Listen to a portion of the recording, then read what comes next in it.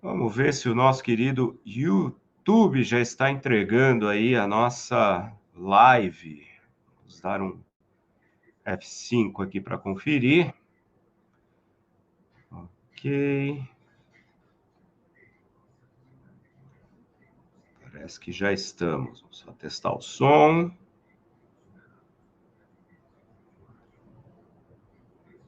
Enquanto o YouTube joga suas propagandas aqui. Vamos ver.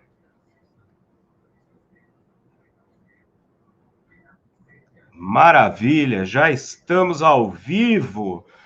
Muito boa tarde, meus caros e minhas caras. Sejam muito bem-vindos e bem-vindas a mais uma live deste canal, Doni Correia, uma teia de ideias. Canal, como sempre digo, conduzido por mim, seu anfitrião, Doni Correia, mestre e doutor pela Universidade de São Paulo em Estética e História da Arte, com pós-doutorado em Videoarte pelo Museu de Arte Moderna de São Paulo, MAC-USP, membro da Associação Brasileira dos Críticos de Cinema, a Abracine, e da Associação Brasileira dos Críticos de Arte, a ABCA.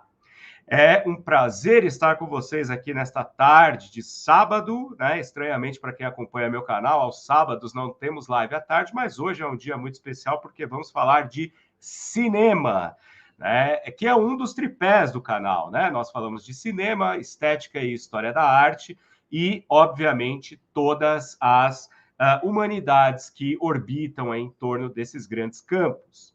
Se você é novo ou nova no canal, já está convidado e convidada a se inscrever aqui conosco, badalar a sineta, deixar o seu joinha, trazer bastante comentários aqui, a sua participação também. Assim a gente vai domando os algoritmos desta plataforma para que, assim, mais potenciais teiudos e teiudas se unam em prol da causa deste canal, que é trazer conhecimento, debate, sempre com bastante profundidade, mas nunca de maneira enfadonha. Se quiserem nos apoiar e se puderem também, vocês podem mandar o seu superchat, o seu super sticker, né, fazer a sua contribuição ou colaborar diretamente com a nossa iniciativa pelo Pix do nosso canal, que está aqui logo abaixo da minha imagem. E assim a gente vai melhorando o nosso trabalho. Peço desculpas pela minha voz um pouco arranhada hoje, porque São Paulo tem tido alterações de temperatura e a gente que sofre de rinite alérgica somos os primeiros, né? Nós somos os primeiros a sentir aí o peso dessa poluição e o peso das alterações do tempo. Mas hoje eu vou falar de menos. Quem vai falar bastante são os meus convidados. Eu fico muito feliz de poder hoje conversar aqui com os dois organizadores deste livro recém-lançado, lançado há pouco aí pela Companhia das Letras, né? Cine Subaé, Escritos sobre Cinema 1960-2023, de Caetano Veloso. Sim, é a coletânea da crítica cinematográfica de Caetano Veloso. Temos um vídeo aqui no canal em que conversei com vocês a respeito da veia cinematográfica do Caetano, por ocasião, né, da realização do filme O Cinema Falado, que é o único longa-metragem dirigido pelo Caetano. Vamos falar dele hoje aqui também. E quando esse livro foi anunciado, eu fiquei muito feliz, porque tenho agora a oportunidade de conhecer a fundo essa faceta de Caetano, que de fato precisa ser reverenciada, né? E para conversar sobre este volume, eu recebo com muita honra aqui os organizadores deste trabalho, que são Cláudio Leal e o meu querido Rodrigo Sombra. Boa tarde, meus caros. Muito obrigado aí pela presença de vocês. Boa tarde, Doni. Alegria participar aqui dessa conversa. Muito obrigado. Tentamos aí fazer de forma que conseguíssemos agendar aí, né, ajeitar as nossas agendas para poder bater esse papo sobre Cine Subaé. E até é interessante porque tem uma história, né, com esse livro, assim que eu recebi o e-mail da Companhia das Letras anunciando o pré-lançamento, né, eu falei rapidamente lá com o Marco Rodrigo na Folha de São Paulo, falei, pô, eu queria resenhar o livro, né, ele falou, pô, mas essa pauta já está comprometida, né? Eu fiquei um pouco triste, mas coincidentemente, no dia que saiu um artigo meu sobre os 60 anos aí de Deus e o Diabo na Terra do Sol e de Noite Vazia, na mesma, enfim, né, na matéria anterior estava lá Cláudio Leal. Na vizinhança da sua matéria. Exatamente. Foi muito bom dividir aquela cobertura com você, e você trazendo aí o Walter Hugo, né? Pois é, e a gente estava falando aqui nos bastidores sobre essa importância, né, de poder trazer novas edições e novas publicações a respeito do cinema brasileiro, né? Eu vou dando boa tarde aqui para Eliette Negreiros, que está dando boa tarde aqui para a gente. Eliette, que vem aí com um livro ótimo também, eu estava relacionado ao samba e filosofia. E uma capa linda, né? Eu estava vendo lá no Instagram dela, uma capa maravilhosa, né? Eu queria, na verdade, aqui começar esse nosso bate-papo, né? Como eu sempre começo quando converso com pesquisadores colegas, assim, né? Que é aquela curiosidade de saber como é que nasceu o projeto, como é que vocês se juntaram para fazer, né, essa recolha da crítica cinematográfica do Caetano, até culminar nesse belo volume, né, com uma capa maravilhosa, né, um volume Raul Loureiro. Para de pé, né, como eu costumo dizer, né, um volume que para de pé, ou seja, bastante vasto. Então, eu queria que vocês contassem para a gente como é que surgiu, né, esse interesse pela crítica do Caetano até a conclusão, né, desse volume. Quem começa? Rodrigo? Começa ou começo? Fiquem à vontade, é de vocês a casa. O livro surge de conversas nossas a respeito do ensaísmo de Caetano, dos textos de Caetano sobre cinema. A gente conhecia parte das críticas de cinema publicadas por Caetano na juventude, parte delas tinha sido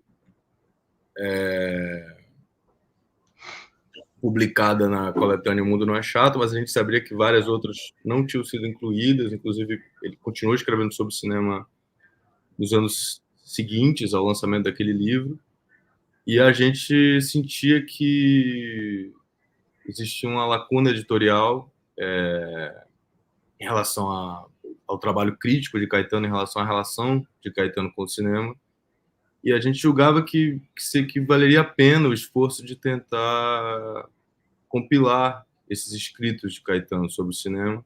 Esse foi um pouco o que despertou a ideia do projeto, né? A partir de conversas nossas a esse respeito. Surgiu daí. E a gente começou... E a gente percebeu que a conversa do Caetano era muito marcada pelo cinema. O cinema é um tema muito frequente da reflexão dele, do pensamento crítico do Caetano em relação ao Brasil, né? Acho que o cinema é o ponto de partida da intervenção cultural do Caetano, que depois passa para a música. Inicialmente, ele foi crítico em Salvador e em Santa Amaro, em jornais, um jornal de pequena circulação, que é o Axote, e depois no Diário de Notícias, que é um jornal de grande circulação em Salvador, para os padrões de tiragem da época, um jornal do Diários Associados, e também uma revista chamada Afirmação, que era curiosamente, de um ex-integralista, o Hélio Rocha, sim, onde ele também começa a colaborar, escreve um artigo sobre o Alain René e a Nouvelle Vague. Então, a gente intuía que havia um continente crítico dentro da obra do Caetano, dentro da obra crítica do Caetano maior, que remete a muitas áreas, né? Ele é uma pessoa que tem uma curiosidade voraz e acabou sendo, como artista, também uma encruzilhada, né? Um ponto de convergência entre várias linguagens. Então a gente foi atrás disso e nos surpreendemos, porque encontramos um volume de críticas muito maior do que imaginávamos. Sem dúvida. E é até interessante, né, esse trabalho, a gente estava falando aqui, né, nos bastidores, esse trabalho de garimpagem, né? Quer dizer, que eu gosto muito, que é fuçar para encontrar coisas, né? E cometi, desculpem, né, uma inconfidência, né, uma gafe, porque não apresentei, né, o currículo resumido dos meus queridos convidados para vocês que estão aqui assistindo a gente. Não é tão longo, vai ser bem rápido.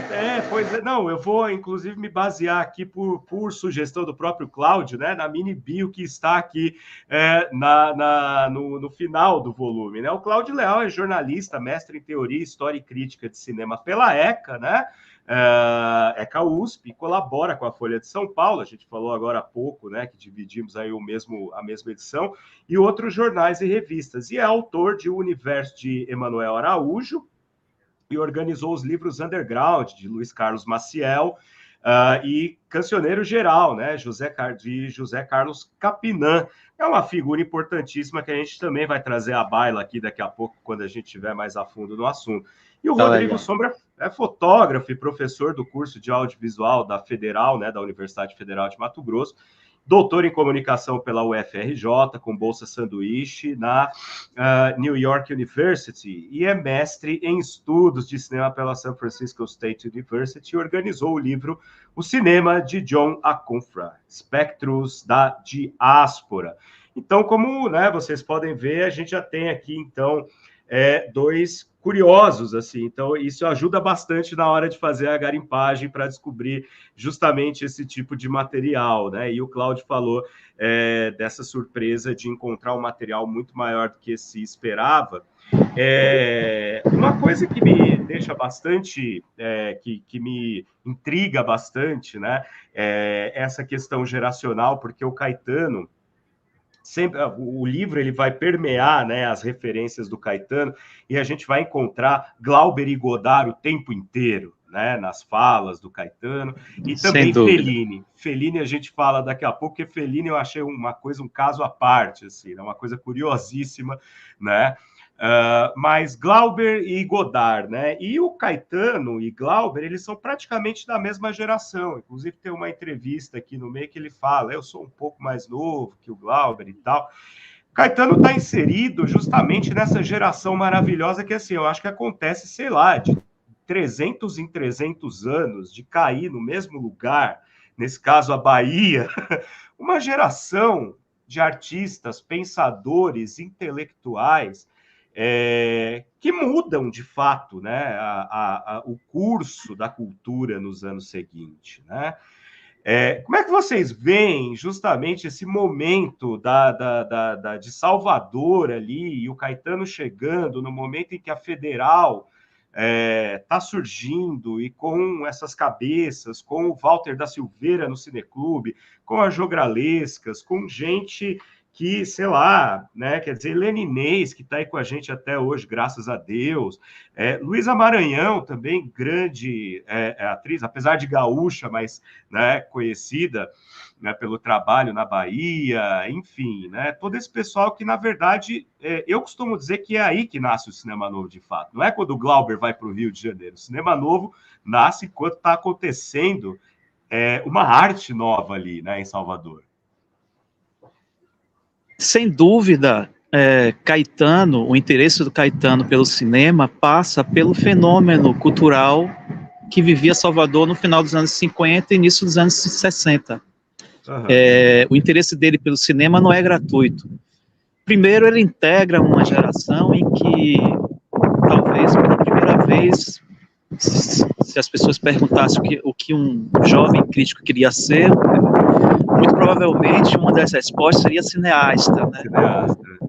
Isso, em parte, é um trabalho exaustivo do cinema novo, e claro que tem reflexos também da Nouvelle Vague e muito do neorrealismo italiano.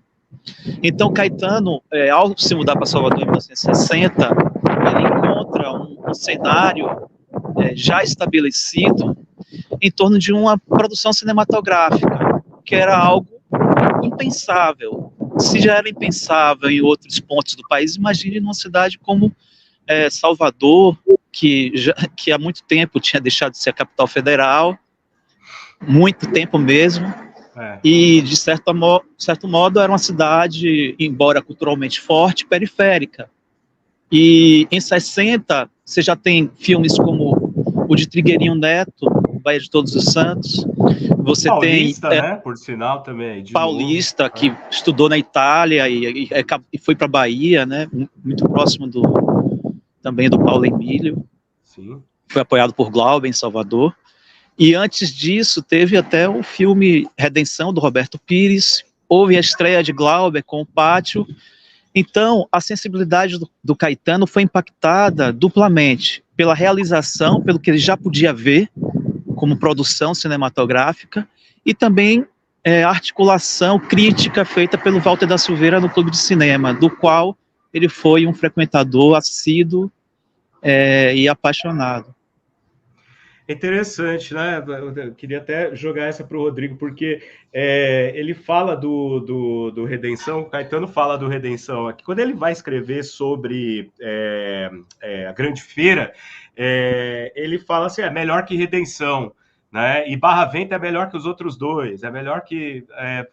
eu não acho assim, Redenção talvez naquela época fosse um filme que não foi tão bem recebido, mas eu gosto muito de Redenção, assim, né? Como é que vocês veem, assim, e eu pergunto para você, Rodrigo, também, como é que você vê, assim, esse olhar em perspectiva, né? A gente olhar para esses filmes que o Caetano está conversando ali naquela época, no calor do momento, a gente vê isso em vários momentos aqui, na crítica, né, na primeva dele, e olhando hoje em dia, né? É muito curioso que ele, quando o Caetano começa, ele escreve 2 textos sobre a Grande Feira, o filme do Roberto Pires, e ele manifesta naquele momento uma tentativa de perceber o gradual amadurecimento da cultura cinematográfica baiana que florescia no início dos anos 60. Né? A Redenção é um resultado de um esforço, de um certo voluntarismo por parte do Roberto Pires. Um filme noir baiano. Noir baiano na beira-mar. Na beira-mar. Filmado a duras penas, né? E eu acho que o Roberto Pires ocupava essa posição muito singular dentro daquela constelação do cinema baiano do início dos anos 60, porque ele não era cinéfilo, né? Ele vinha de um outro universo e queria fazer um tipo de cinema que se comunicasse com um público maior. Se você for parar para pensar num filme como Tocaia no Asfalto, que eu acho que representa outro filme no ar, o amadurecimento dessa proposta de um cinema de gênero. É um filme me parece muito valioso, que merece muito ser revisitado. E o Caetano, naquele momento, ele é contemporâneo desse florescimento do cinema baiano do início dos anos 60, e ele tenta mapear, de certa forma, radiografar quais eram os impasses e quais eram as possibilidades que se insinuavam naquele momento. Tanto que ele dedica 2 textos à Grande Feira, né? A Grande Feira exatamente desponta para ele na sensibilidade dele como um filme que vai, de certa forma, anunciar possibilidades para o cinema brasileiro que era feito na Bahia naquele momento, embora ele trouxesse certos impasses, né? O Caetano observa algumas insuficiências em A Grande Feira, ainda que fosse um filme que ele admirasse muito naquele momento. E é muito curioso que esse texto, né, o segundo texto que é publicado sobre A Grande Feira, né, Cláudio, uma das histórias curiosas das nossas pesquisas de arquivo, que a gente não encontra, parte dele não tinha no arquivo, mas tinha uma outra pesquisadora que veio antes de nós e que transcreveu o texto. Que é o do Achote, né? Tem o texto do Achote, mas é o texto do Diário de Notícias. Do Diário de Notícias. Porque dentro do garimpo a que você se referiu, a gente percebe que em coleções antigas de jornais, quando há um colaborador que se tornou muito célebre, muitos leitores e pesquisadores cortam a página com gilete e impedem que seus sucessores tenham acesso a essa página. Isso aconteceu com o artigo do Caetano, da Grande Feira, em uma coleção de Salvador. Esse artigo foi surrupiado, mas frequentemente continuava em outra página. E tem a continuação da outra página, mas não tem a da página principal. Então a pessoa surrupiou, não aceitou o fato de que tinha... Não surrupiou, não surrupiado. Mas uma grande pesquisadora baiana, que tem nesse ambiente cinematográfico, a Maria do Socorro, ela há muito tempo tinha pesquisado, então uma outra parte desse artigo teve acesso através da transcrição dela. E outra coleção estava interditada, então a gente não teria acesso se não fosse isso. Um pesquisador é sempre um... primeiro tem algo de biólogo. Exatamente. E sobre a Grande Feira, é muito interessante, porque Caetano ele escreve 2 artigos, né? Houve um impacto muito grande. Acho que a Grande Feira, pelos relatos históricos, ele teve recorde de bilheteria em Salvador, o que confronta muito uma leitura enviesada, já empedernida do cinema novo, de que um dos fracassos do cinema novo foi público, né? A ausência de público. Isso até o Paulo Emílio se refere a esse ponto do cinema novo, algo que não se cobra tanto de outras vertentes das artes, né? O cinema acaba sendo um pouco o bode expiatório, mas a Grande Feira desmente um pouco isso. Houve um grande interesse de público por esse filme, e o fato de Caetano ter dedicado 2 textos a ele é muito... sinaliza isso. É simbólico, né? É sintomático, eu diria, né? De fato, houve aí uma aceitação, né? Eu notei isso também, né? Eu achei bastante interessante isso. E é muito ainda nessa linha, né, que eu falei para vocês, dessa... enfim, né, dessa confluência, dessa pororoca de grandes mentes que viriam aí a povoar a cultura na música, no teatro, na literatura, enfim, que acontece ali. É muito interessante ver retomadas aqui, inclusive na apresentação que vocês fazem, que é uma apresentação sensacional, né, uma contextualização. Aliás, a apresentação é do Caetano, a introdução que vocês fazem, né, a respeito da obra como um todo. Figuras como, por exemplo, Orlando Senna, né, que ele já era uma pessoa estabelecida, pelo que eu entendi, ele já estava escrevendo, tanto ele quanto o Glauber já estavam escrevendo, e foram figuras importantes para quando o Caetano chega em Salvador, né? Fala para a gente um pouco como é que foi essa chegada, então, do Caetano em Salvador, quando ele se introduz, de fato, no meio. Porque o próximo passo sem dar spoiler da nossa conversa aqui, mas eu acho sempre interessante, porque, de fato, né, o Caetano ele cai na música por uma trilha sonora, né? E não necessariamente porque vai gravar um álbum, vai participar de um festival ou coisa que o vale. Mas então ele chega em Salvador e toma contato com essas pessoas e é então posto, né, no meio da crítica e da realização ali. Lembrando sempre, né, gente, que naquele momento, na falta de escolas de cinema, assim como em outros lugares do mundo, né, o cinema revolucionário, o cinema de vanguarda, o novo cinema, em vários locais acabam surgindo pelo cineclubismo, né? Então, é pela crítica, pelo cineclubismo e depois a realização. Quase que acontece isso com Caetano, né? Exato, ele chega em Salvador em 60 e ele encontra a sua turma. E essa turma vem através de um curso de crítica cinematográfica, que envolvia o Geraldo Portela, Alberto Silva, e esse grupo encontrou no Orlando Senna uma figura referencial. Ele era colunista já de jornal, já era crítico, e era também próximo do Glauber, que era um mito para todos eles. Sim. Importante dizer que Glauber não dava a menor bola para esses jovens críticos. Para ninguém, só para ele, né? Glauber, mesmo sem filme, era uma figura mítica na cidade. O Walter da Silveira, que presidia o Clube de Cinema, o comparava precocemente a Castro Alves, sim, como uma pessoa de maturação cultural muito precoce. Então, o Caetano, aos poucos, vai se articulando. E muito importante, importantíssimo, a Escola de Teatro da Bahia, dirigida por Martim Gonçalves, no período do reitor Edgar Santos. Essa escola forma atores que seriam essenciais para o cinema novo, como Otton Bastos, Helena Inês, né, o Pitanga. Então, o convívio de Caetano com o cinema é também não só teórico, como também existencial, de convívio intenso com essas pessoas em Salvador naquela época. Inclusive Orlando Senna, e o Rodrigo também pode falar aí, quando a gente acabou o livro, a gente conversou com o Caetano, assim, quem poderia fazer uma orelha e houve assim um consenso de todos que seria muito lindo que o Orlando, que foi o cara que foi publicar as primeiras críticas de cinema de Caetano em Salvador, submetendo-as a Glauber, e aí o Caetano ficou muito contente com a possibilidade de ser Orlando, e Orlando fez. Você viu a orelha, remete muito a esse vínculo histórico dos dois e desse grupo todo de Salvador.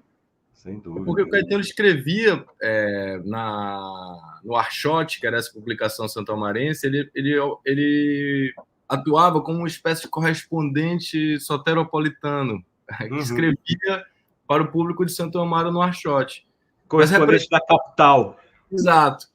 Mas representou para ele um salto muito grande, ele ter tido a possibilidade de ter seu texto publicado no Diário de Notícias, no suplemento literário do Diário de Notícias, que era editado por Glauber. Orlando Senna também escrevia lá, e foi através de Orlando que Caetano entra, né, consegue acessar esse espaço de maior prestígio dentro da imprensa baiana naquele momento. Então, ele era muito jovem, então foi um aceno muito importante para as possibilidades críticas que ele vislumbrava naquele momento, ele ter podido publicar no Diário de Notícias. Ele deve isso a Orlando Senna. A gente ficou muito feliz, todos nós ficamos muito contentes quando Orlando topou escrever a orelha do livro.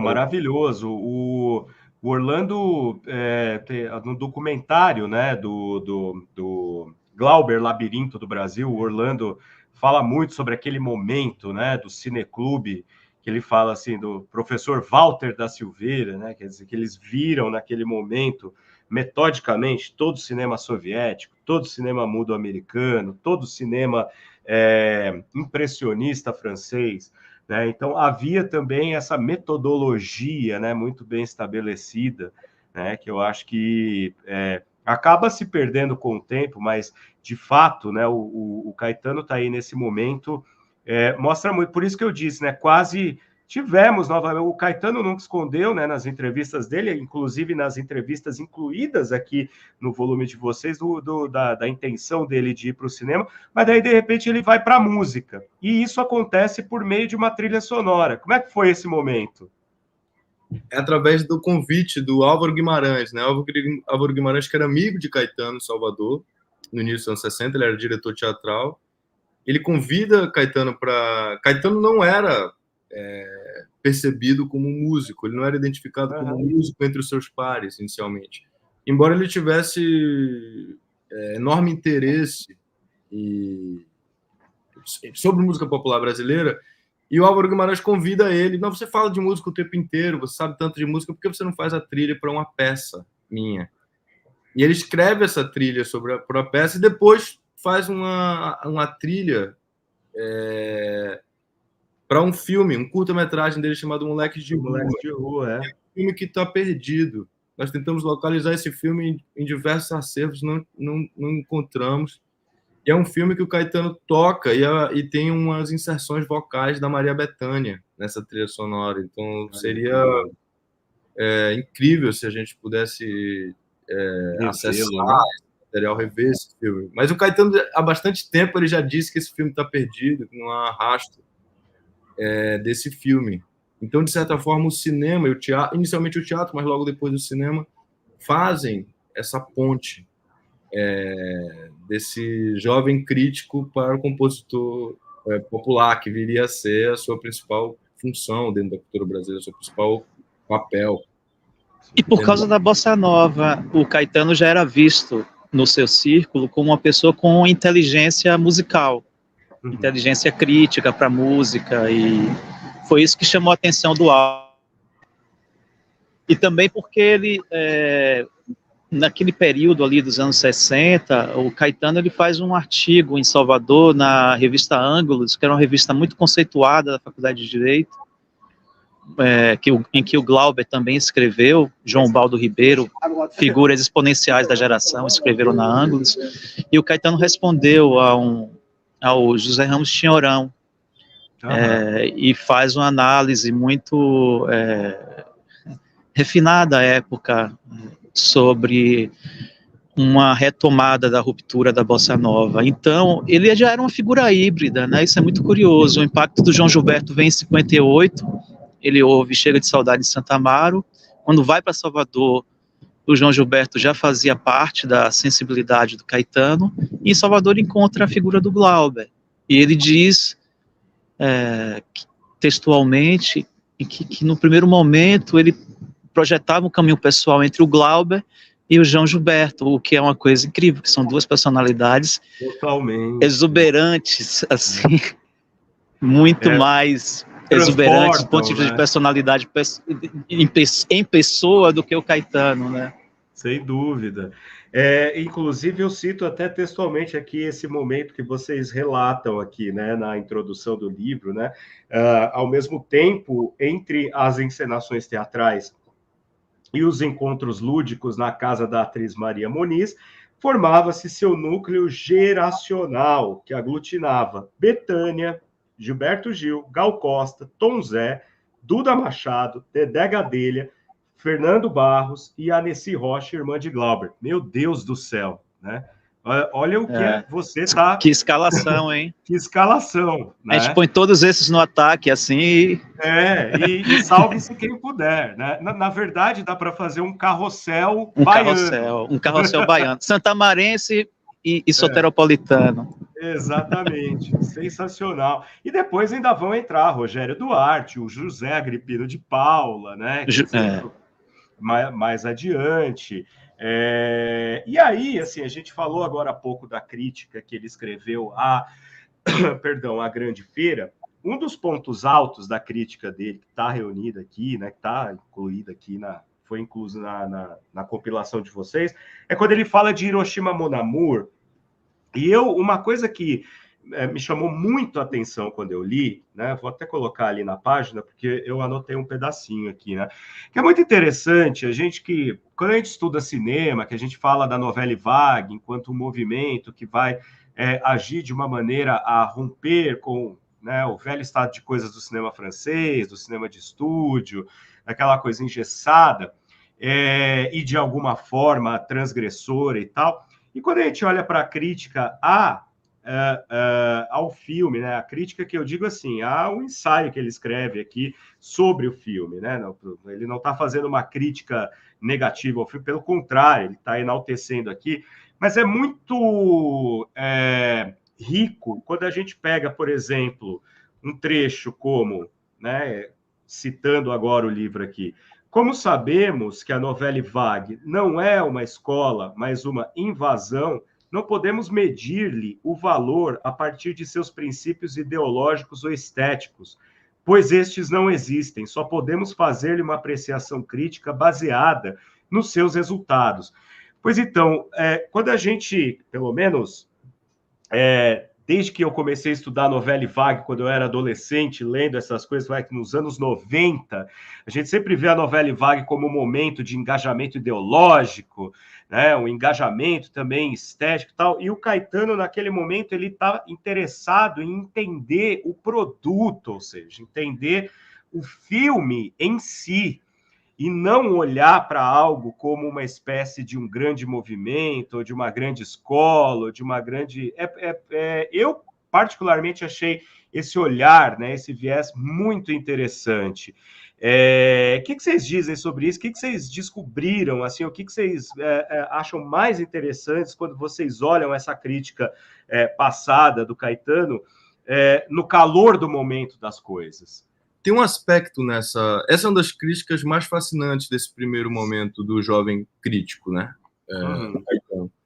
Tem um aspecto que me parece muito revelador, que é esse filme. Para quem conhece o filme Hiroshima Mon Amour, ele tem é o filme do Alain Resnais com o texto da Marguerite Duras. E é um filme saturado de voice-over, né? Ele tem muita... É um filme super verboso, muito palavroso. É borrágico pra caramba. Uma característica do René naquele momento, né? O ano passado em Mariembado também. Sim. E é engraçado porque o filme é visto como um acontecimento renovador da linguagem cinematográfica tremendo naquela altura. É um filme que alcançou consagração imediata.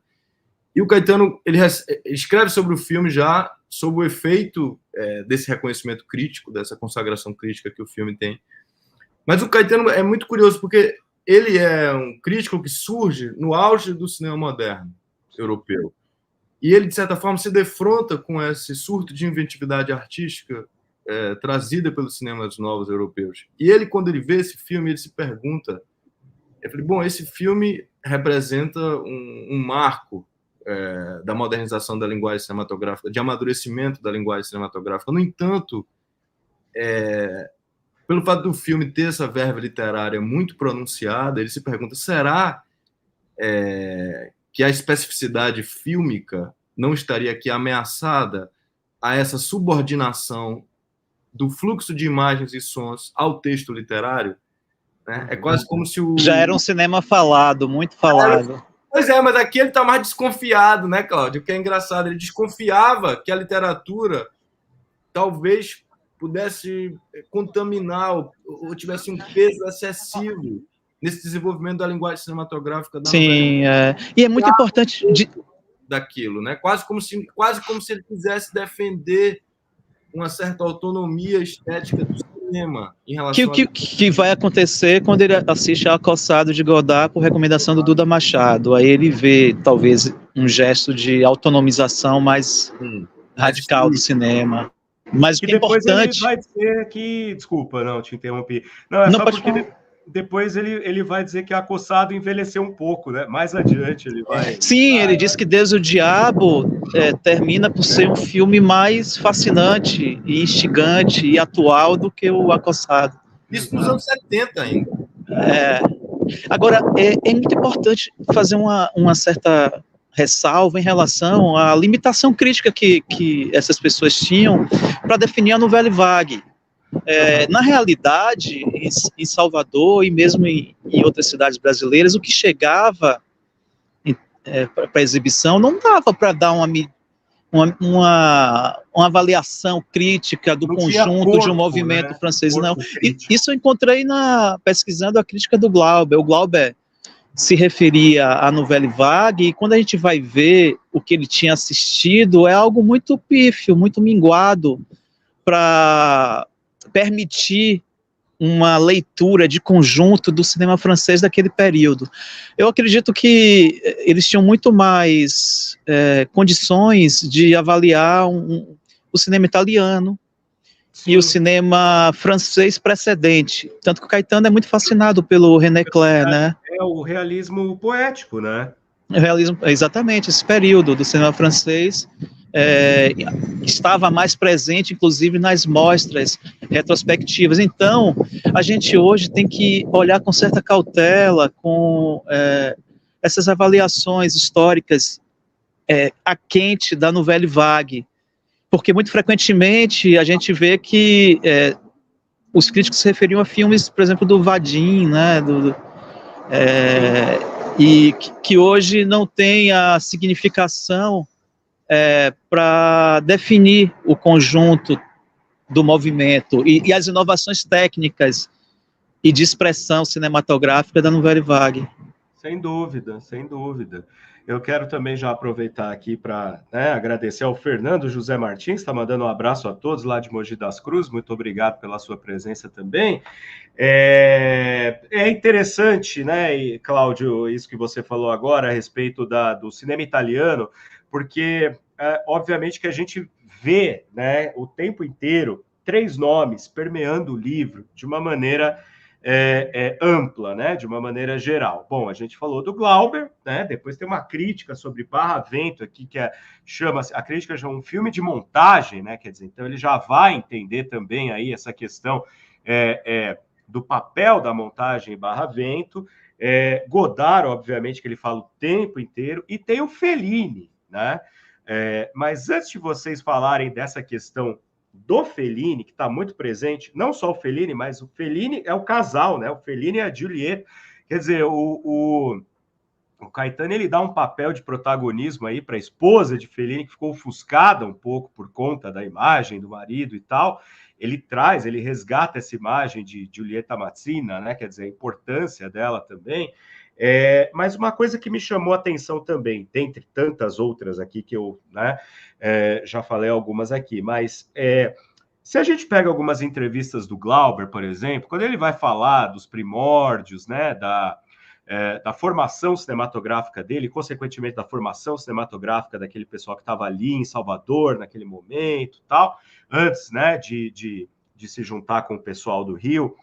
Fala-se muito, obviamente, em Eisenstein, por causa do cinema soviético, e o Glauber falava muito em John Ford, falava muito do western norte-americano. E o Caetano, desde o começo, o negócio dele era com cinema europeu. Eu achei isso fantástico, né? Ele já foi de cara no cinema europeu, que é normalmente o que a gente pensa quando a gente fala em cinema novo brasileiro. Fala, não, o pessoal foi direto no cinema europeu. E parece que o Caetano foi meio que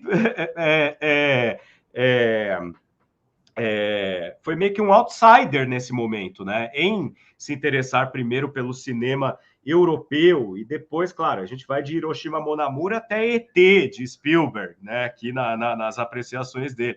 Mas nesse primeiro momento ele estava muito interessado nesse cinema europeu.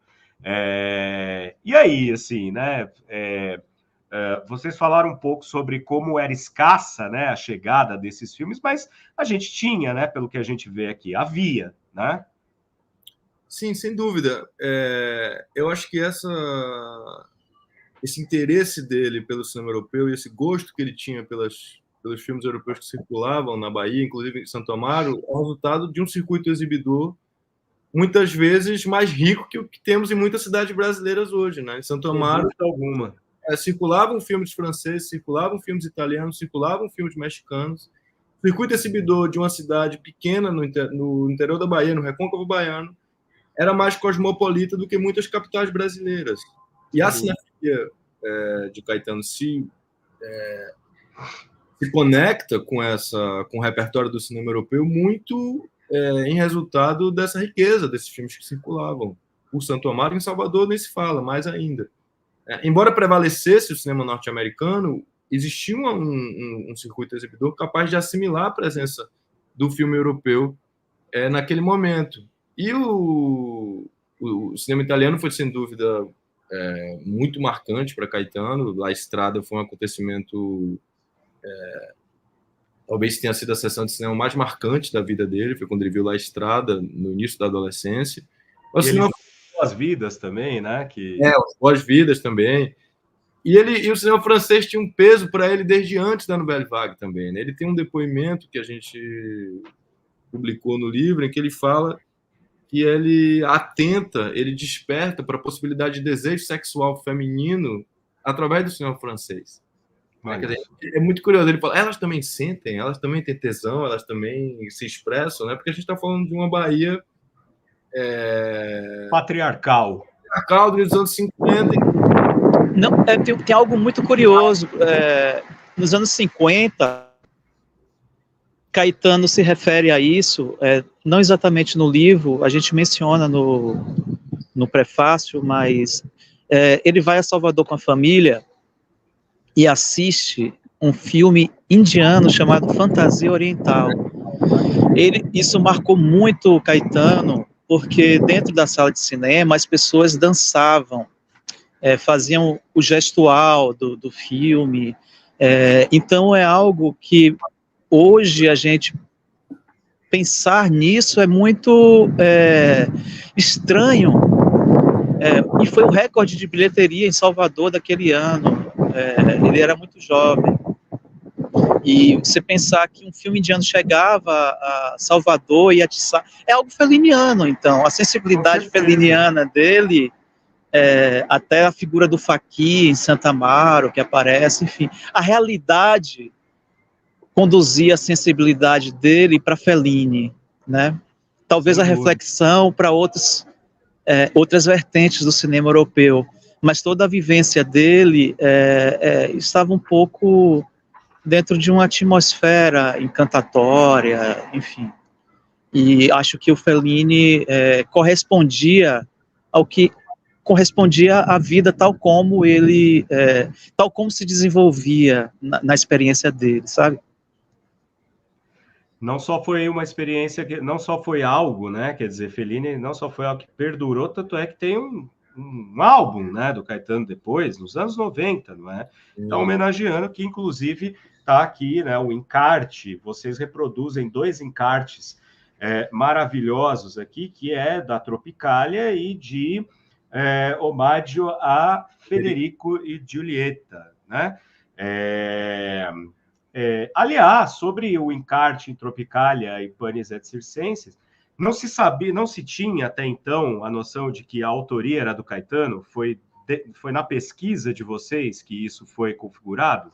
A gente decidiu incluir porque não tem relatos do Gilberto Gil, do Capinã, do próprio Caetano, é algo que era muito conhecido, mas no design do disco não foi incluído. E não tinha que ser, porque é algo coletivo que foi muito concebido pelo Caetano, né? Era visto na época como algo e que o motor era o Caetano. O Gil reconhece muito isso, até o Caetano relata que a sonoridade, em alguns momentos do disco, não agradou tanto a Gil quanto a ele próprio. E é interessante porque o fato da omissão, né, do nome de Caetano como autor, né, que é um roteiro, né, e é um roteiro muito interessante pelas descrições. Eu vou até ler uns trechos aqui que impressionam bastante, né? Quem tem o disco pode acompanhar também, depois pode ir lá conferir e vão lá e adquiram a edição também de Cine Subaé. Que, bom, a Tropicália é talvez uma reedição daquele primeiro modernismo que a gente teve, primeiro e segundo modernismo ali nos anos 20, né? E naquele momento, se a gente pegar a revista Claxon, que era publicada pelo Grupo Modernista, muitos textos a gente vai encontrar com pseudônimos ou sem autoria. E depois a gente descobre, né? Depois descobrimos que era Mário de Andrade, que era Guilherme de Almeida. Então, tem esse sentido de grupo também, né? De coletivo, de uma ideia que está acima, de repente, do autor, né? Mas eu acho lindo algumas coisas nesse encarte, por exemplo, né? Sequência 5, cena 6, interior, noite, parede azul. Os personagens entram em campo um a um, dizem suas falas e saem em seguida. Torquato, né? Torquato Neto. Pode dizer palavrão? Caetano. Vocês são contra ou a favor do transplante de coração materno? Isso é maravilhoso, né? Coração materno, né? O Capinã conta que esse roteiro, que eu acho importante você mencionar a inclusão desse texto no livro, que eu acho uma das coisas mais importantes, como gesto de organização. Porque o Capinã conta que esse roteiro é muito inspirado na conversa que eles tiveram no apartamento da São Luís de Caetano e Dedé para discutir o disco. E Caetano roteirizou, incluindo muitas coisas que eram ditas assim por eles, para caracterizar cada personalidade do grupo. Não, é fantástico, e inclusive pelo final, né? Tem uma aqui, sequência 5, cena 9, quando todos dizem, né? Ali o Rogério Duprá regendo, né? E todos dizendo, as coisas estão no mundo, só que é preciso aprender, né? E o final de tudo, né? Que é interior dia, sala de uma casa em New Jersey, plano americano. Que interessante, né? O plano americano com New Jersey, né? Plano americano, câmera imóvel, João Gilberto e Augusto de Campos, tá meu querido Augusto de Campos, né? Augusto, e o que é que eu digo a eles? E João, diga que eu estou aqui olhando para eles. Isso é um final de filme mesmo, né? É um final, é como se houvesse ali uma espécie de amém, né, para essa geração que e que aconteceu está em Um Balanço da Bossa, do Augusto de Campos. Exatamente, esse diálogo. Exatamente. O João lá.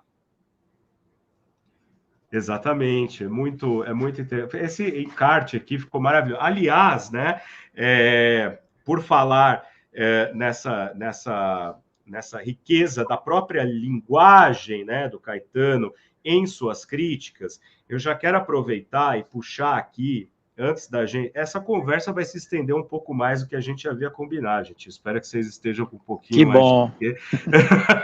Tá legal, não tô querendo acabar, não. Que bom, porque aí eu quero falar um pouco sobre a própria prosódia, como diria Haroldo de Campos, né? Usando um termo aí haroldiano e augustiano também, sobre a própria voz do Caetano, numa passagem aqui que eu separei, aí já é de um texto bem mais para frente, né? Está na página 373 aqui, quando ele vai falar sobre cores, né? Tá lá na parte de fragmentos, né? E aí eu separei isso aqui, que eu achei sensacional, algumas coisas que ele fala aqui, porque a ideia aqui em cores ele começa falando, né? Que ele chega ali no hotel e ele vai sintonizar a MTV, provavelmente ele teria dito a MTV, né? Para poder ver os videoclipes. E começa a se incomodar com o fato de que todos os videoclipes são PB, né? São preto e branco, né? Essa artificialidade do preto e branco. E ele fala uma coisa aqui que eu acho maravilhosa. Ó. Chego a Nova York, vou a um hotel, quero sintonizar a MTV para ver a música e os clipes. São tantos clipes em preto e branco que não sei para que a TV é colorida. É fantástico isso, né? Torna-se uma coisa ridícula. Para fingir que são chiques, todos os grupos fazem clipes em preto e branco. O pior exemplo de todos é um filme chamado Zelig, do Woody Allen. É interessante porque o Caetano não gosta do Woody Allen, né? Ele mostra isso aqui em alguns momentos. É como fazer uma moldura de gesso, pintar de dourado e raspar para fingir que é velha, nobre e de ótima qualidade. É tão feio. Já em Asas do Desejo, Wim Wenders ficou bonito o preto e branco. De Wim Wenders ficou bonito o preto e branco. Acho que Asas do Desejo é um preto e branco meio puxando para o verde, assim, né? Uma coisa meio esverdeada e tal. Mas, essa prosa do Caetano, né? E aí eu confesso, eu sempre... às vezes eu tinha medo do Caetano, na verdade, né? Porque sempre que eu me conheço por gente, eu vejo o Caetano se metendo em polêmicas. Ele mesmo fala em entrevistas aqui. Algumas eu me meto, mas outras me metem nas polêmicas, né? Então, uma das grandes graças da gente envelhecer e amadurecer é a gente perder os preconceitos. Então, eu sempre tive um pouco de má vontade com o trabalho do Caetano. Cheguei a vê-lo pessoalmente, conhecê-lo pessoalmente quando eu trabalhava na Casa das Rosas, aqui em São Paulo, né? Fazia coordenação de programação.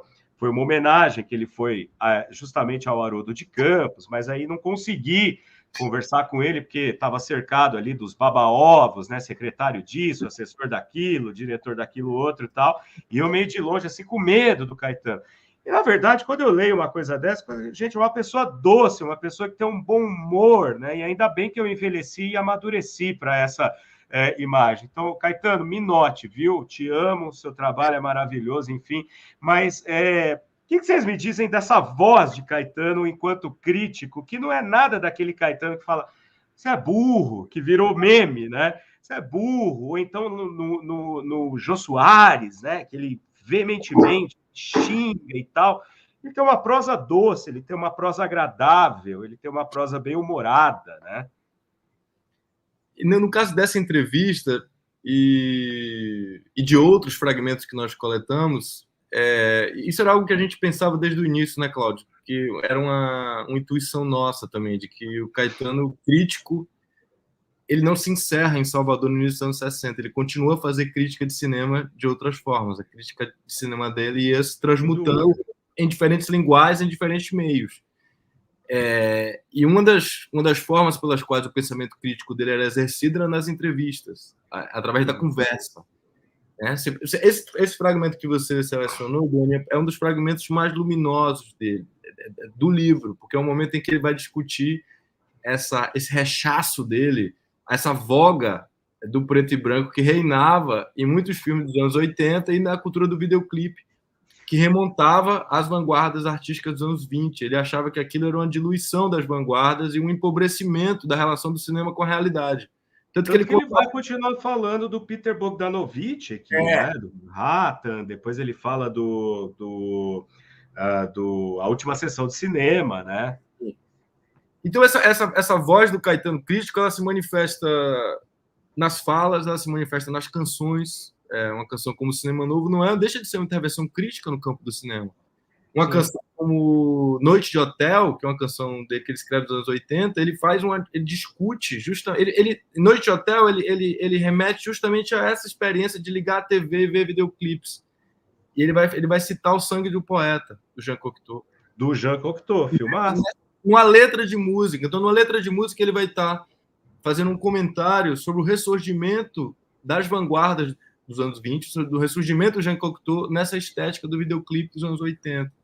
Então, tanto na fala quanto no próprio filme dele, O Cinema Falado, tem sequências inteiras em que, de um modo muito reflexivo, ele está comentando o cinema. Ele discute Wim Wenders numa sequência do Cinema Falado. Então, essa voz crítica dele, como ela se manifesta em diferentes suportes, em diferentes linguagens. Sobre a voz crítica do Caetano, eu queria pontuar só duas coisas. Primeiro, é muito nítido nos textos de juventude do Caetano uma preocupação de sistematização. Sim. Ele está ali em germe, sendo um historiador do cinema, promissor. E isso se transforma quando ele também transforma a poética dele no tropicalismo.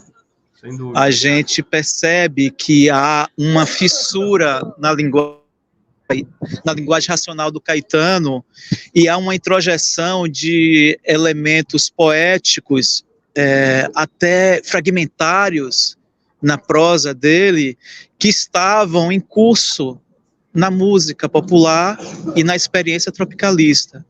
E isso é muito nítido, e ele jamais voltará a ser estilisticamente o que foi jovem, sabe? Sim. Já é algo muito difícil para qualquer pessoa, né? E ele há um distanciamento crítico muito grande em relação a essa perspectiva mais, digamos assim, objetiva, disciplinada, sabe?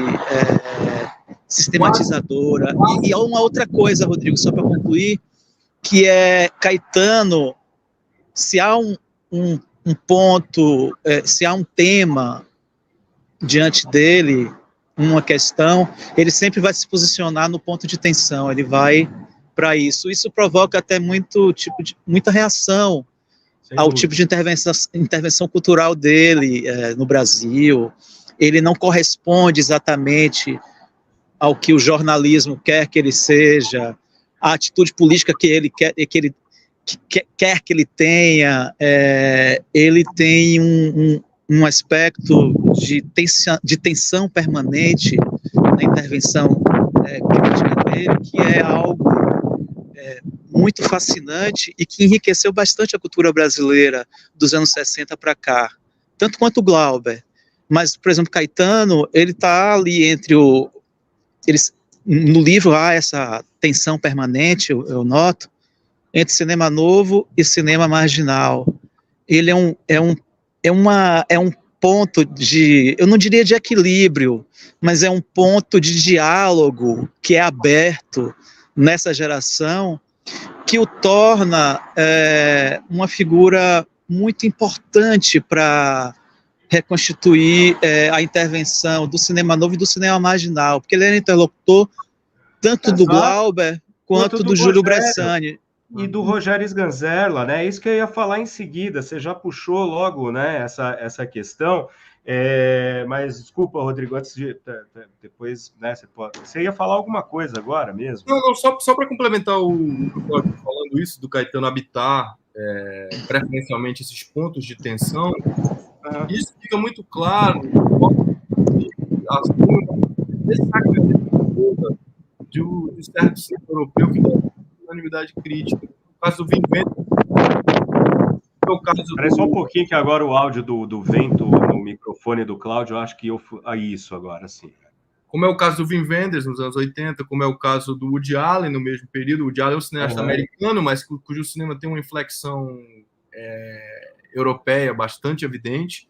Ou mesmo do Bergman, né, que é um cineasta que tremendamente canônico, e Caetano tem um texto que ele vai acentuar, assinalar o aspecto kitsch que há em Bergman, que é inegável, que está lá.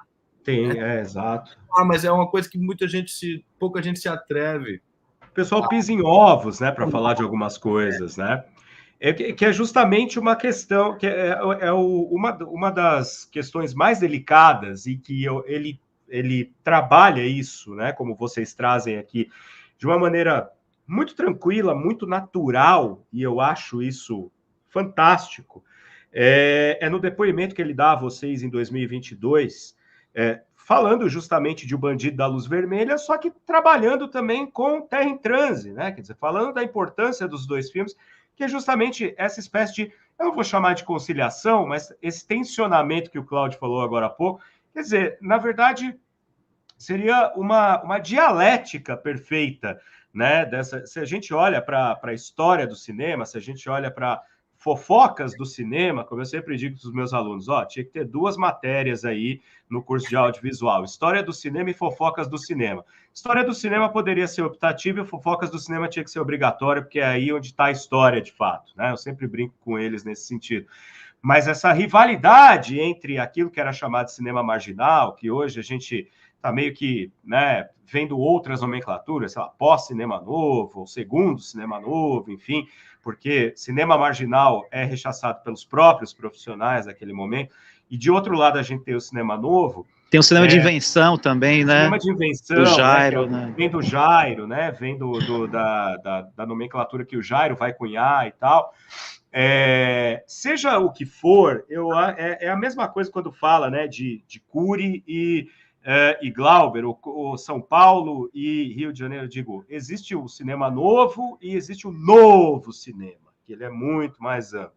E parece que o Caetano já está meio que dizendo isso, né? Gente, isso aqui é o novo cinema, né? Para além do cinema novo, do qual ele fala, né, ali no primeiro momento, do qual ele é testemunha, inclusive até pela localização dele, pela localização geográfica, pela naturalidade dele, né, ali na Bahia. E depois ele no depoimento que ele dá a vocês, isso aparece, na verdade, de uma forma absolutamente conciliada e como se fosse um organismo único, de fato. Como foi para vocês essa conversa com ele? É que ele diz ali algo que é importante. Caetano faz a seguinte síntese: a música brasileira teve muito mais capacidade de assimilar as rupturas, no final das contas, do que o cinema. Uhum. Quando houve ruptura no cinema brasileiro, por exemplo, O Bandido da Luz Vermelha, houve um racha, houve um rompimento estridente e violento que impediu que a proposta, que o cinema, a linguagem trazida pelo Rogério Sganzella não fosse devidamente absorvida como deveria ser pelo grupo do Cinema Novo, né? E também, ao mesmo tempo, como houve esse rechaço à experiência do Cinema Novo, ao que se apresentava como Cinema Novo naquele período, o cinema marginal, ou cinema de invenção, ou cinema que for, pós-Cinema Novo, também impediu uma perspectiva crítica que integrasse o que veio antes ao seu fazer cinematográfico e a sua reflexão crítica. Em síntese, ele tenta desenvolver esse raciocínio. E é muito curioso isso que o Cláudio está falando, porque ele, embora o Caetano reconheça a dimensão de ruptura e de novidade que foi inaugurado pelo aparecimento do Bandido da Luz Vermelha e logo a seguir Matou a Família e Foi ao Cinema, e do cinema marginal como um todo, diferentemente dos membros do Cinema Novo, ele percebe, dentro dessa ruptura, um fluxo de continuidade que une o Cinema Novo e o cinema marginal, um pouco na linha do que você está falando, Doni. Ele percebe mais continuidades e acha que essas continuidades foram mal aproveitadas. Sim. Justamente por essas... Em favor de uma rivalidade, um personalismo, sei lá, né? Disputas pessoais que interferiram um melhor aproveitamento e um diálogo possível que não houve àquela altura. Sem dúvida. sem dúvida. Que é um dos momentos mais, um dos pontos altos do livro, né? São os depoimentos que ele dá a vocês, né? Que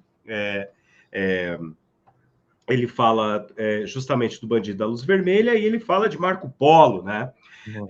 E para puxar esse outro texto, eu queria já entrar, então, no Caetano cineasta, né? Que está presentíssimo aqui também no livro e que é um dos pontos mais interessantes dessa relação que o Caetano tem com o cinema. O Caetano crítico e o Caetano cineasta. O Cinema Falado é um filme que eu costumo dar para os meus alunos ali no segundo semestre. No cinema, eles vão ter que assistir o Cinema Falado. Alguns costumam me jurar de morte, dizer que vão quebrar meu joelho depois de assistir e tal. Eu digo para eles, gente, esse filme é importante. Eu, particularmente, gosto muito desse filme. Acho um filme muito interessante. E que sempre foi muito... Eu sempre tive muito fascínio por ele, justamente porque se criou em torno a ideia de que o Caetano demorou muito para fazer o seu filme como diretor, embora já tivesse participado da realização de O Demiurgo lá atrás, como ator, mas a gente não pode esquecer das trilhas sonoras de Caetano também. Mas tá, temos então o Caetano diretor, temos aí a presença dele por trás das câmeras. Vocês que tiverem a oportunidade de ler esse livro, né? De novo, estou mostrando aqui, procurem, leiam, é interessantíssimo. Ele vai fazer aqui toda a excursão pela história da concepção de O Cinema Falado, que hoje já dá para assistir na rede aí, né? Está amplamente divulgado, não é difícil de encontrar. É um filme difícil, mas não é difícil de encontrar. Mas fascinante também. E o Cinema Falado dá a impressão, quer dizer, o que se criou em torno aqui, o Cinema Falado teria feito o Caetano Veloso ter trauma e, por causa do resultado desse filme, ele não dirigiu mais. E o que eu vejo no livro de vocês é que isso não é verdade, né? Não foi porque o Cinema Falado necessariamente foi mal recebido, e até aqui a gente aprende, no trabalho de vocês a gente aprende, que não foi uma unanimidade essa má recepção, e que bom, né? Houve uma recepção positiva a respeito dele. Mas a gente nunca pode esquecer da tal da crítica do Caio Túlio, né? Na Folha de São Paulo, que foi o pomo da discórdia, e que sobre a crítica sobre a qual o Caetano fala no DVD, né? O Cinema Falado, com uma certa mágoa, e não é de se estranhar. Eu queria saber o seguinte, na pesquisa de vocês, havia já uma disputa entre o Caio Túlio e o Caetano para sair daquele jeito, ou o Caio Túlio fazia parte daquela geração que queria renovar o caderno de cultura da Folha? Tem até um documentário interessante que chama Não Estávamos Lá para Fazer Amigos, né? Se eu não me engano, é um documentário que conta essa renovação da Folha de São Paulo pós abertura, né, e pós-redemocratização, e aí o pessoal era um meio que os enfants terribles, assim, né, eles pegavam pesado com todo mundo. Quer dizer, existia um embate entre os dois, ou aquela crítica que ele escreve, Cinema Parado é algo absolutamente gratuito, ou de onde que vem? Olha, ele não havia, que eu saiba, nenhum tipo de desentendimento de ordem pessoal entre o Caetano e o Caio Túlio, que não desenvolveu uma trajetória de crítico de cinema, né? Exato. A Folha tem um crítico ainda hoje, né? É um dos nossos melhores críticos, como Inácio Araújo. Sim. E o Caio Túlio teve um tipo de desenvolvimento da atuação dele no jornalismo, na crítica de cinema, como o Inácio e como outros.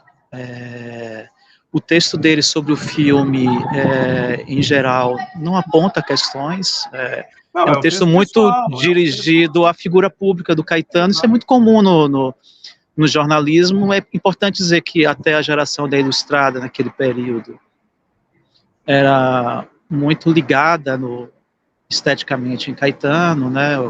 Sim. E não era um ídolo popular do qual eles desgostassem. Mas, historicamente, o jornalismo,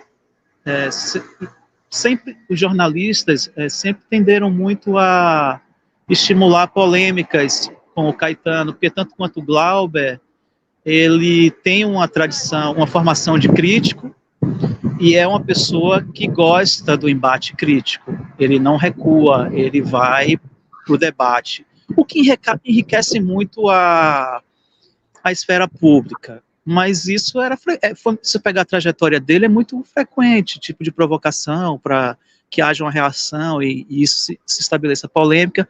É claro que, mais recentemente,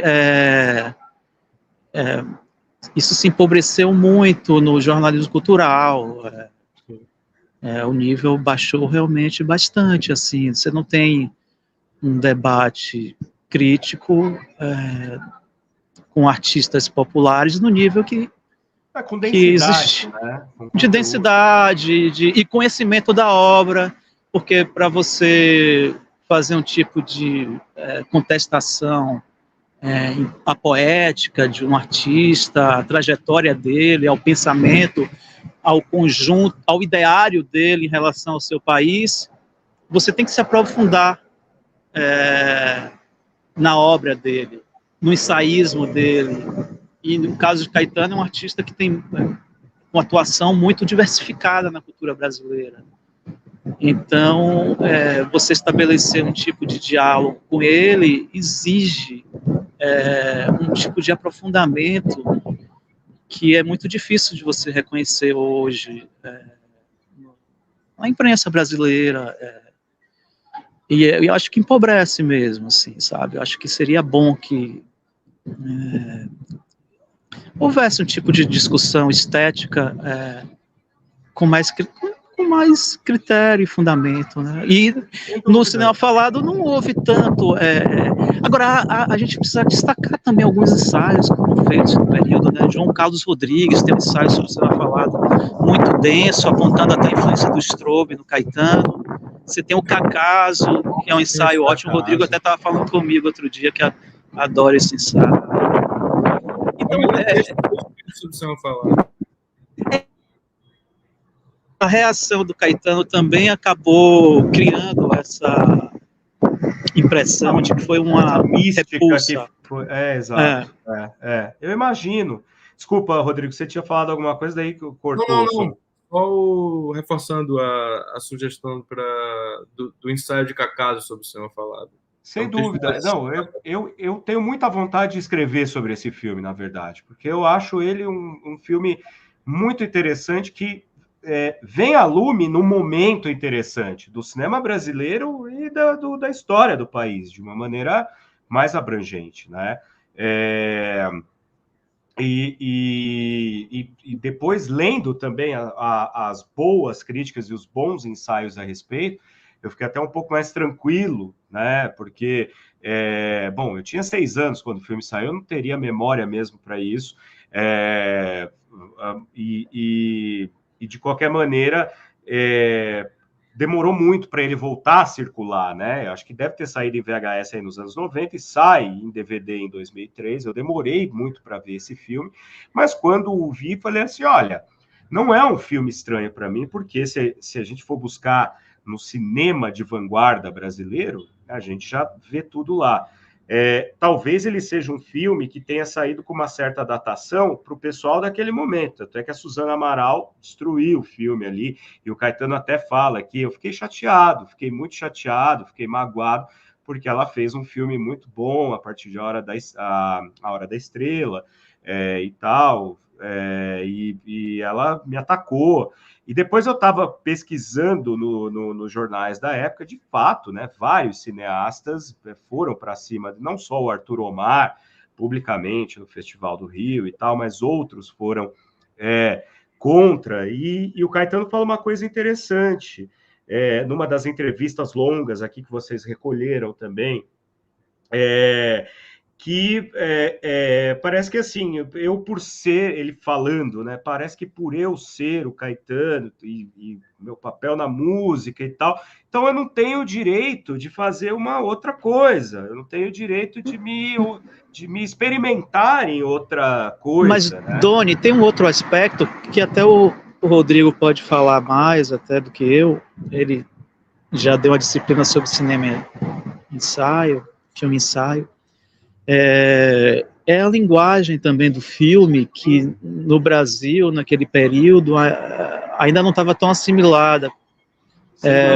É um filme ensaio, e o tipo de reação crítica que houve também há um certo descompasso de sensibilidade em relação à forma. Exato. E antes do Rodrigo falar, Rodrigo, olha só aqui o que o Rafael Augusto está falando para a gente. Ó. Cinema Falado é mais um filme que esbanja possibilidades do que exatamente constrói uma ideia. É meio que o Araçá Azul fílmico dele, que é o que o Arnaldo Jabor falou e que ele concorda e reitera várias vezes, né? Fala assim, é o Araçá Azul do cinema e eu concordo. Né? Não, sem dúvida. E, aliás, só deixa eu completar, Araçá Azul é um dos discos que eu mais gosto, assim, da música em geral, né? Do cenário musical em geral. Você Araçá gosta Azul... de ponto de tensão também, Doni, já senti isso. Adoro. Araçá Azul é um disco que eu gosto muito. Diga lá, Rodrigo. Eu não vi quem foi que escreveu esse comentário agora, mas é muito... Aqui, ó. o Rafael Augusto. Isso. É um filme que esbanja possibilidades mais do que constrói uma ideia. De fato, o filme tem esse aspecto, esse caráter de esboço, né? Ele foi um filme rodado no curto período de tempo e ele tem uma dimensão, o Caetano até fala disso, né? Tem um aspecto quase de amadorismo nele. E ele chama o filme de uma espécie de ensaio de filmes. Exato, possíveis, né? Então, de filmes possíveis que eu gostaria de filmar. E é um filme que, como o Cláudio falou, naquele momento no cinema brasileiro não se estava acostumado a esse tipo de linguagem de um filme cuja dimensão reflexiva dele se apresenta de forma ensaística, tal como se vê naquele filme, né? Que é uma espécie de cinema de ideias. O cinema de ideias que está tentando testar as possibilidades e os limites da oralidade dentro do cinema. É um filme muito pautado pelo prazer de se ouvir pessoas contando histórias e pela possibilidade de instigar o pensamento a partir de diferentes modos de fala, diferentes combinações de fala e imagem, né? Como você botar o Paulo César de Souza para falar um texto em alemão de Thomas Mann, um homem moreno numa praia brasileira falando Thomas Mann, ou uma representação da figura do Castro pela Regina Casé. Fala, Dani. Não, é a própria Paula Lavigne encenando o Exorcista. O Exorcista. Uma discussão crítica representada como um diálogo de um casal que vai falar sobre o cinema do Wim Wenders ao final do filme. É um filme que tem essa... A reconstituição de pátio ali com corpos branco, preto e o fundo preto e branco. Lindo aquilo. Parece mesmo uma cena ao pátio do Glauber. Sem dúvida, sem dúvida. E aí, né, nessa toada do Caetano cineasta, também descobertas que eu faço a partir dessa pesquisa de vocês, e uma grata surpresa, e que pena que esse filme não existe, mas a história não é feita de ses, né, não é feita de e se. Caetano Veloso filmando Carmen Miranda, cara, com Gal no papel de Carmen Miranda, né? Que coisa é essa, né? Que maravilha é essa que a gente, infelizmente, não tem materializado para contemplar. Ele planejou esse filme com o Walter Lima Júnior, mas houve um certo desacordo de propósitos, porque o Walter Lima exigia um roteiro, né? Da narrativa, e ele estava muito influenciado por Godard, e queria algo por outro caminho, sem roteiro. Mas ele imaginava também que o filme seria um musical, né? Sim. Ele tinha essa ideia de que seria um musical, mas o Walter Lima Júnior chegou a desenvolver, porque o Caetano apresenta um argumento, né, de um filme no qual Carmen Miranda reapareceria. Carmen Miranda seria representada por Gal na Bahia dos anos 70, e Assis Valente seria interpretado por Dazinho, que era um amigo dele de Santo Amaro na escola. Depois se cogitou que, em vez de Dazinho, Paulinho da Viola deveria ocupar Exatamente. E o Volta Lima Júnior chegou a desenvolver bastante esse roteiro, mas o Caetano foi se desanimando à medida em que ele tocava isso, e as próprias dificuldades inerentes à produção de um filme e a necessidade de inserção de um conflito, de elementos narrativos mais convencionais para que a trama fosse palatável. Tanto quanto no período do cinema falado, ele pensava muito no cinema de poesia, sim, próximo do estilo da Belé, da produtora Belé, do Júlio. Que ele menciona na entrevista, né? Que ele menciona nas entrevistas aqui do segmento que vocês compilaram, entrevistas dele, ele fala que o cinema dele estava muito mais próximo, o cinema falado estava muito mais próximo do que a Belair fez, né? Uhum. Muito interessante. Só situando, né, cronologicamente aí para vocês que estão vendo, né, a gente falando sobre isso, essa questão aí da Carmen Miranda vem bem antes do cinema falado. Mas depois do cinema falado, também foi uma surpresa para mim saber que ele queria fazer o Opaió, né, no começo dos anos 90, que só veio sair com a Monique Gardenberg, né? Eu não tô errando aqui. Nos anos 2000, né? Isso. Com a participação dele, claro, né? Com trilha e tal. Mas a grande surpresa também saber que... Então, quer dizer, na verdade, não procede essa informação de que o Caetano teria ficado tão traumatizado com o cinema falado que ele simplesmente desistiu do cinema. Não, né? Simplesmente, talvez as circunstâncias ali não tivessem ajudado. Né? Inclusive circunstâncias político-econômicas do próprio cinema brasileiro. Começo dos anos 90, a gente sabe que é quando o cinema brasileiro, mais uma vez, morre, né? Para depois renascer. Né? E tem uma coisa interessante aqui que a Neuza falou, que vai muito nessa... Retomando uma coisa que a gente falou anteriormente, mas que casa com isso que a gente está falando, que é o seguinte, ó. Mas a dificuldade nessa ruptura, ou seja, a ruptura do cinema que vocês falaram, né? Talvez o cinema brasileiro não tenha assimilado tão bem a ruptura quanto a música, né? A Neuza fala aqui, ó, mas a dificuldade nessa ruptura é que a música conseguiu fazer e o cinema não estaria ligado ao fato de que fazer música é menos dependente de um aparato material monstruoso, talvez ela quis dizer, para se expressar, ou seja, aí a gente entra nessa questão da continuidade da carreira cinematográfica do Caetano. Neuza, ele diz isso até, né, Doni, no texto sobre o Bandido, que para você fazer uma música, você basta ter um violão ou não ter um violão, você pode compor de uma outra forma. E o cinema não, o cinema é industrial, o cinema exige um aparato monstruoso, de fato. Da mesma forma como a colaboração entre músicos é muito mais facilitada do que a colaboração entre pessoas que querem fazer cinema juntos. É, né? Muito mais difícil, o tempo é muito mais lento, você espera muito mais, você tem dificuldades financeiras que se impõem e acabam atrapalhando. Uma colaboração mais orgânica, como a gente vê na música. Sim, sem dúvida. E aí nós temos aqui o Rafael também, ó, ele também é um grande fã das tensões, ó lá, né? Todo o aspecto dele constrói um frescor meio único à obra, confere, né? Constrói um frescor à obra. Tá falando do cinema falado. Meus caros Rodrigo e Cláudio, né? Eu poderia ficar aqui mais umas 2 horas conversando com vocês a respeito de Caetano e sua incursão, né? A sua relação. Eu tenho umas 2 horas, podemos. Eu também, mas para não esgotar o assunto, né? E deixar o pessoal aí curioso para poder conhecer a obra, né? Vão lá, gente, né? Deem uma olhada.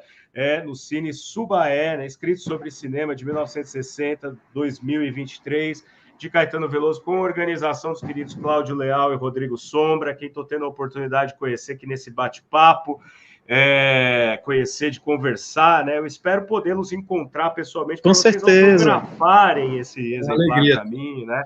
Foi muito bom conversar com você. Deem os seus recados aí, se tiver alguma coisa que eu não perguntei e vocês quiserem falar sobre essa obra de vocês, fiquem à vontade aqui, façam o seu jabá, como eu sempre digo. Eu acho que foi incrível a conversa, porque você é um leitor muito inteligente, aprendeu coisas, puxou coisas do livro que faz com que a gente veja melhor o livro que a gente organizou. É uma obra de referência já. Ah, que bom. Obrigado pela leitura, pelas perguntas instigantes. Foi ótima a conversa.